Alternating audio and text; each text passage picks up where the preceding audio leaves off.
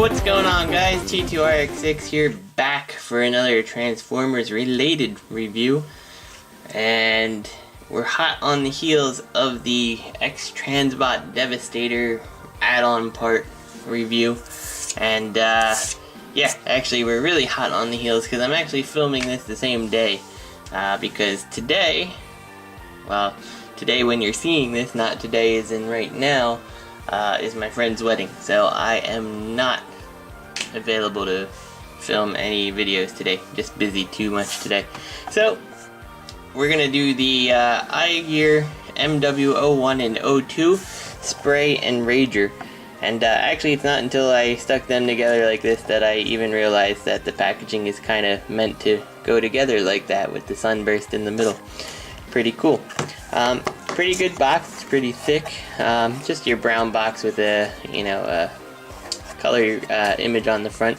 Warning, recommended for 18 up, so verifying the hobby is not for kids. Well, I guess it's for kids, but it justifies us man-children who keep buying these toys. On the back, you get like a teched out version, as well as the bio. If you want, you can pause it here just to read that. I suck at reading things. And again, Rager, Mini Warriors, the tech image, and the bio.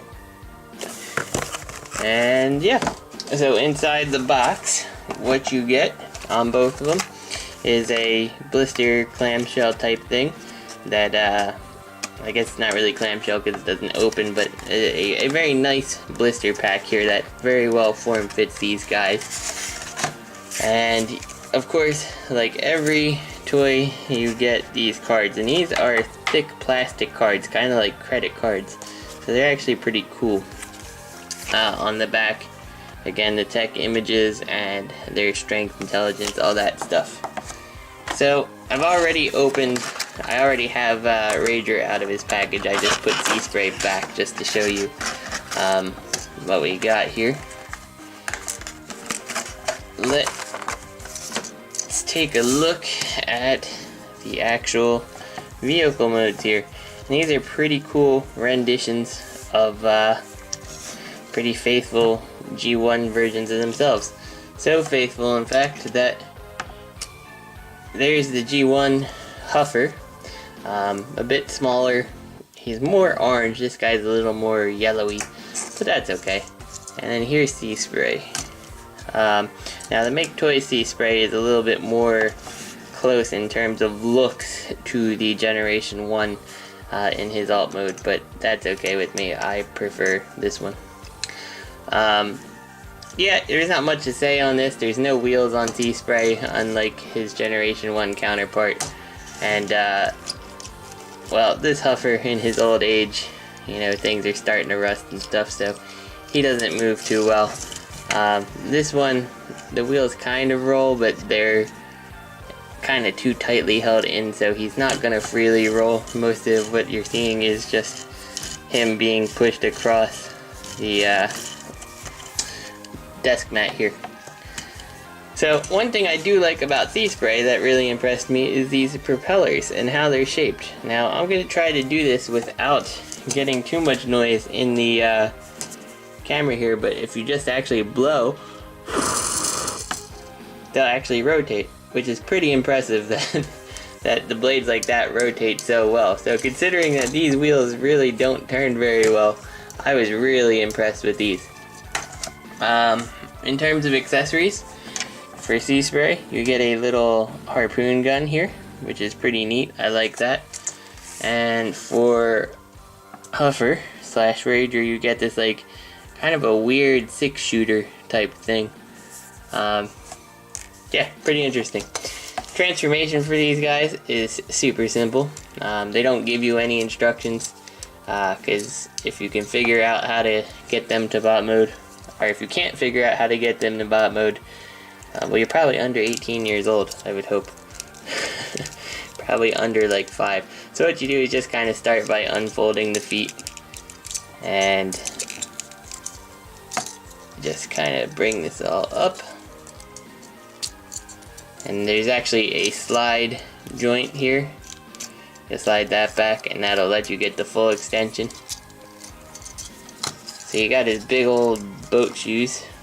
His arms are already pretty free. We can just kind of rotate them around. And the big epic head reveal. Yeah, impressive. In terms of sea spray here, I kind of wish he had the yellow faceplate. It's something I might go back and try to do myself. But he's pretty cool. I like him. And we can give him his little weapon here. And there's sea spray. And let's just, for comparison purposes real quick, we'll do the G1 version.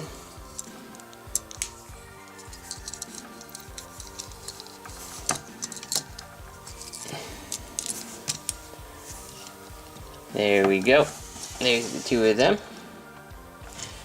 And for Huffer here, Huffer's pretty easy too. You just kind of like unpeg his legs. They don't really peg, they just kind of fold into the slot here. You just pull them out, rotate them around, flip his little feet out, and then you're going to take the smokestacks and you can bring them out like this. And then you're going to kind of grip the stack in the wheel assembly and pull it out, rotate it, plug it back in. And then it's just a matter of getting these little flip outs for the hands out, like that, and bring it down, and he's done, aside from the fact that his legs can be split, and I didn't do that. And we can give him his little weapons too, and I like his little stick shooters. I think they're pretty cool. I'm gonna just put him here, and let's just do the old Huffer too, if I can remember how to transform him all these years later.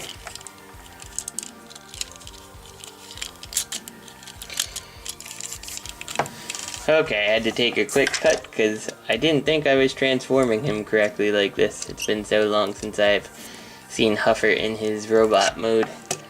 Yeah, he's got some pretty strange arms there. But I assure you that he is transformed correctly. For proof, there is his entry in the little handbook thing to show you that that is how he's supposed to look. Man, you had to have a good imagination for some of these old G1 toys I grew up with. So there's your size comparison. In terms of articulation, on Huffer, you're going to get a pretty good range of motion here because it's all on a ball joint. You can 360 ball jointed elbow, and you got the wrist that can swivel in and out for transformation. His legs also on a ball joint, a little more hindered just because of can only go so high, but I mean that's still a pretty impressive range of motion for most transformers.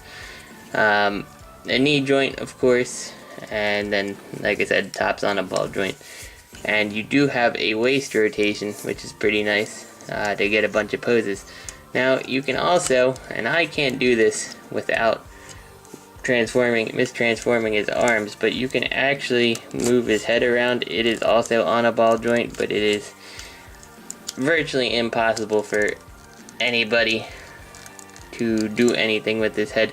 If I want to have him posed looking in a direction, I usually have to ask my wife to get in there because she's got smaller fingers than I. So yeah, you got some good posability there. On Sea Spray, you've also got the 360, the elbow here, giving you good range of motion. The same hip type rotation, you can actually bend his knee backwards, forward and up. You know, better foot articulation. If you wanted to do something with it, I don't know what you would do, but you can.